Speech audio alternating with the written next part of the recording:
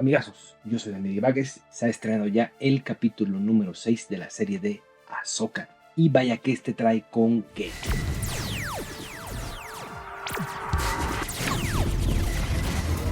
Ahsoka se vuelve un personaje secundario ahora en este capítulo y le cede el protagonismo a todos los personajes que están en Peridea. Eso sí, hay una escena donde se plantea este futuro conflicto que se va a desarrollar entre Ahsoka y Sabine. La primera está muy ofendida porque finalmente la Mandaloriana decide apoyar a Baylan con tal de volver a ver a Ezra, y Ahsoka considera que esto fue una movida egoísta. Es interesante como aquí Huyang le dice que la fuerza no siempre tiene todas las respuestas, poniéndose un poco del lado de Sabine. Desde el capítulo pasado se me pasó decir esta referencia de Buscando a Nemo y de Pinocho, obvia, con Ahsoka y Huyang en su T6 viajando en el interior de la boca de una ballenita Purrgil, muy simpático. Aquí hay una meta referencia con Huyang empleando las mismas palabras del intro clásico de Star Wars hace mucho tiempo en una galaxia muy lejana.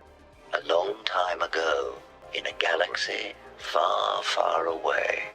I wish I could sit up here and talk with you for the rest of the day, but we're running out of time, guys. Oh, we're running out of time. Yeah, I'm getting the sign. Oh man, right you know here we that I didn't have to cover wrap it up. we didn't cover where Ezra is or any of that I stuff and all that.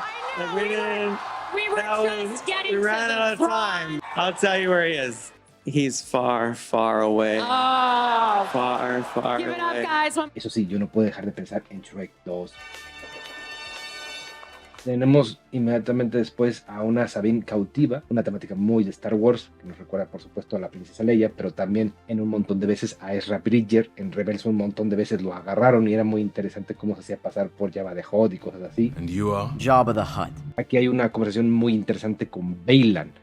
Recuerda que tiene un compromiso con ella de dejarla buscar a Ezra, y aquí Baylan simplemente la deja desesperarse en la celda. Muy interesante cómo en el diseño de la celda hay triángulos. En general, en todos los diseños de las Hermanas de la Noche hay como muchos triángulos, como recordando estas entidades tripartitas, como con las tres brujas y demás, pero bueno, no nos adelantemos. A mí me llama la atención este asunto de la utilidad que Baylan ve en Sabine en relación a la obsesión que tiene por encontrar a Ezra. Esa decisión de traerla con ellos va a tener muchas consecuencias en la historia. No pude dejar de notar que el anillo del Ojo de Sion, esta nave en la que viajan a la otra galaxia, tiene una suerte de calentamiento. Es evidente ahí como la cantidad de energía que necesitó para hacer ese viaje, y no parece que esa nave vaya a soportar muchos viajes de este tipo. Es fuerte, para mí me resultó una imagen fuerte y triste ver que los anillos que rodean este planeta de Peridea son esqueletos de ballenitas Purrgils, que aparentemente, en palabras de Baylan, van ahí a morir.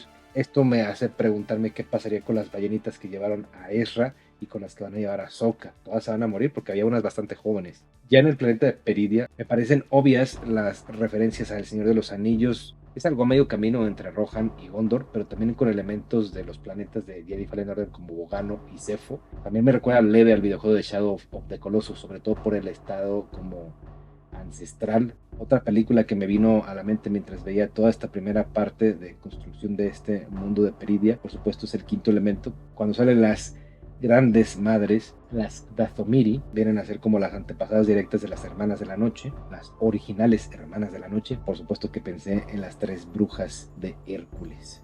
Hay en general muchas referencias a la mitología nórdica, pero en este capítulo en particular a la mitología griega y algunos elementos también a la romana. Recordemos que las Hermanas de la Noche son personajes de Clone Wars, siendo un personaje prominente la madre Talzin, quien era la jefita de Darth Maul, y pues por supuesto a Asajj Ventress, la padawan del Conde Dooku. No tiene precio la cara de Sabine cuando le dicen que apesta a Jedi, como que ella misma no se la cree. Eso sí, los orbes con los que la apresan y la llevan a otra nueva celda, se la pasa encerrada Sabine en este capítulo, recuerdan bastante el diseño del mapa, por supuesto también con los orbes que aparecen en Jedi Fallen Order relacionados con la cultura de los Sith. Algo que creo que en este capítulo se hace mucho hincapié y que ya se nos había levemente planteado en capítulos anteriores, es como Shin-Hati, la padawan de Baylan Skoll, no se fía de las brujas, incluso les tiene como cierto repudio, parece rechazar por sistema este tipo de poder en la fuerza que las Hermanas de la Noche usan, que en inglés es Magic con CK, que es como una variación del lado oscuro pero con consideraciones distintas. Y pues bueno, el momento que veníamos esperando desde el final de Rebels en todos estos años, Filoni y Favreau no se han puesto de acuerdo bien cuántos años han pasado tras el final de Rebels. Hay un cálculo aproximado que son 11 años. Pero bueno, si usted se está preguntando, amigazo, ¿quién demonios es Thrawn y por qué estamos haciendo tanta bulla de que ya por fin salga en live action? Pues les cuento así muy rápido. Es un personaje que surgió desde novelas que ahora son consideradas Legends, en algún momento llamado Universo Expandido. Era un gran almirante, una mente maestra en lo que se refiere a estrategia, un militar con mucha inteligencia, con mucha capacidad para negociar, de la raza Chiss, estos de piel azul y ojitos rojos, que salió con Palpatine para ayudarlo a proteger la galaxia de amenazas externas. Lo vimos prominentemente en Rebels ya en el canon actual, un villano formidable para el Escuadrón Fénix, que está compuesto por Hera, Kanan, Ezra, Sabine, Zeb, Chopper. De no haber sido derrotado por Ezra, probablemente hubiera impedido que la Alianza Rebelde le ganara al Imperio. Este movimiento que hace, en el que se ensarta tal cual en su bahía, en la torre de este Palacio de las Hermanas de la Noche, la Quimera, así se llama ese destructor estelar, pero como simbólico, extraño. La música aquí es muy potente, muy épica.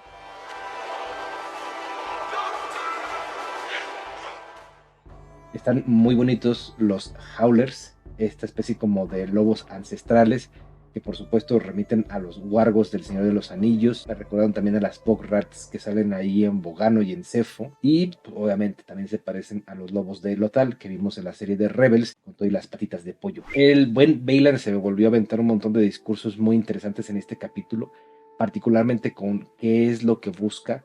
Yo lo que entendí es que es el origen de la fuerza, el origen del ciclo que se ha estado repitiendo una y otra vez y que él lo quiere romper. Aquí revela un montón de detalles sobre su pasado, como que él vio la destrucción del Templo Jedi, o sea, tras la Orden 66, que en ese entonces era ligeramente mayor, en palabras suyas, a Shin-Hati, lo cual hace pensar que él fue un general muy joven como Anakin durante la Guerra de los Clones. Con esta frasecita de que quiere romper el ciclo, pues me recordó mucho a Daenerys con esto de romper la rueda en Game of Thrones. I'm going to break the wheel.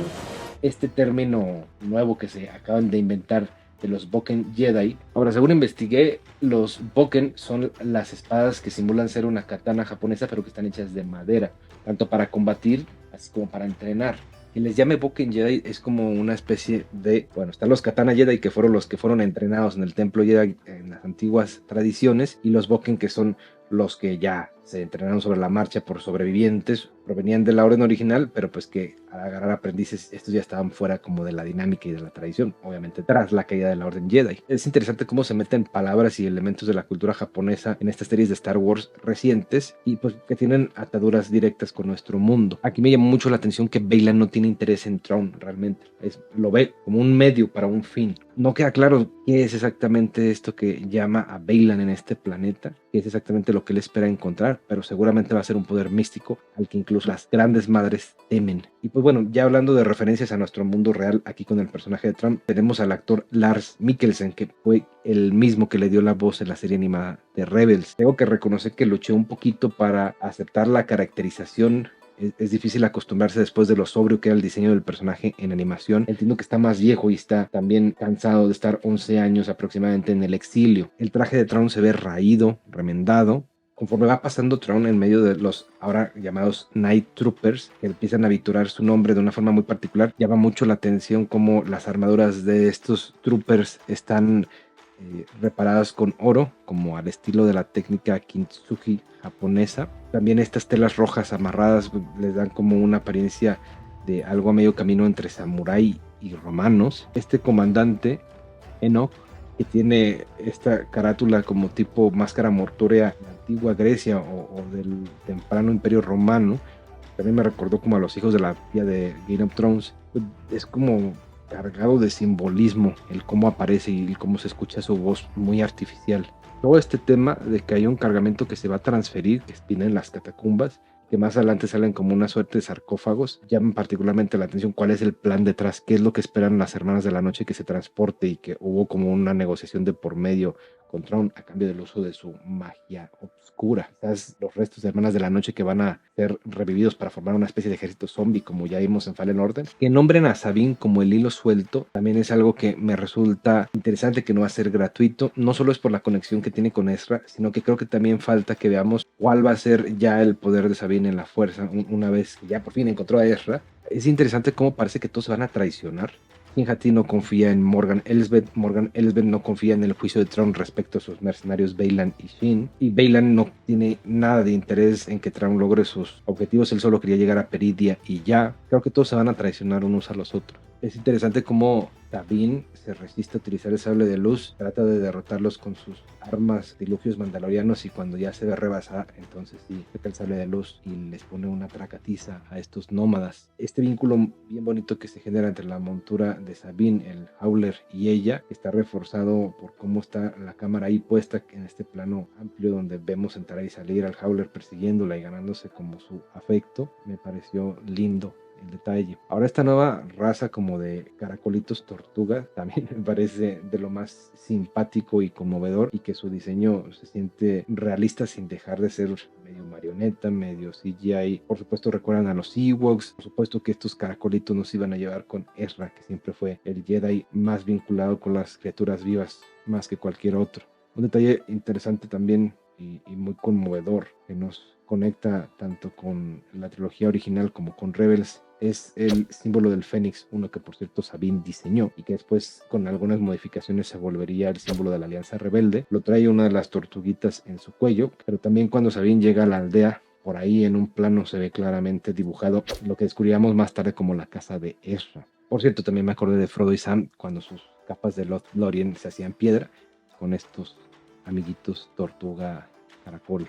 La manera en que Baylan y Shin salen del castillo recuerda un montón a cómo salen los Nazgûl de Minas Morgul. Y pues ya por fin, uno de los momentos más emotivos de lo que va de la serie, este dado reencuentro entre Sabine y Ezra, que al principio está como medio anticlimático y después se va mejorando. Yo para nada me trago que se quieren como hermanos, se siente un montón de tensión entre ellos, sobre todo de parte de Sabine hacia él. Ezra se ve hermosísimo, tiene sus cicatrices como en su contraparte de Rebels. Recordemos que este es un niño huérfano cuyos padres insurgentes fueron capturados y él se vio obligado a vivir en las calles de Lothal, su mundo de origen, que después fue encontrado por el Escuadrón Fénix y el propio Kanan Jarrus lo tomó como su aprendiz, y que es el responsable de que Thrawn no haya peleado en la guerra civil. Un Jedi muy poderoso que conoció al maestro Yoda a través de la fuerza y que tiene también una conexión muy especial con Ahsoka, ya que le salvó la vida en el mundo entre mundos. Siento que hay un paralelismo muy fuerte con Ezra y Sabine respecto a Anakin y Padme, aunque yo no puedo dejar de pensar en Yasmín y Aladdin.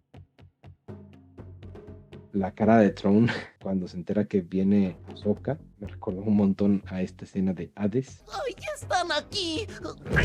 ¡Las arpías llegaron y no me lo dijeron! Y por supuesto también al Moff Gideon cuando se dio cuenta que Luke iba a llegar a partirles todo. Me preocupa mucho lo que le va a pasar a las ballenitas Purrgil en el próximo episodio. Vamos a ver cómo es la magia, Magic seca en inglés, oscura de las Hermanas de la Noche, a la que Thrawn ya va a referirse otra vez. Y ya a manera de conclusión, me parece que el trabajo de Jennifer Getzinger en este capítulo es el más sobrio y el que más dominio de la narrativa tiene. Se nota toda la experiencia que tiene esta directora en televisión. Ha participado en un montón de series, por mencionar solamente algunas. Tenemos a Westworld, Jessica Jones, La Agente Carter, Mad Men, Orange is the New Black, Suits, tiene The Killing. Ahora sí que tiene un cartel muy amplio y creo que este ha sido, al menos narrativamente, el mejor episodio de toda la temporada. Por supuesto, a nivel de epicidad y de referencias a la saga, pues el anterior con Anakin también estuvo buenazo, pero este creo que es el que mejor ha estado hecho en esos términos. Hay por ahí varias miraditas, el uso del lenguaje como en toda su expresión. Quedan ya solo 2 capítulos de esta serie y creo que viene lo mejor. Obviamente va a tener un final tipo cliffhanger, ya que viene la película de Filoni en un par de añitos y pues está preparando todo para que ese sea como el evento culminante de estas narrativas de series de Star Wars. Cuéntame acá en los comentarios qué te pareció este capítulo. Yo soy Dani Divagues. Hasta luego.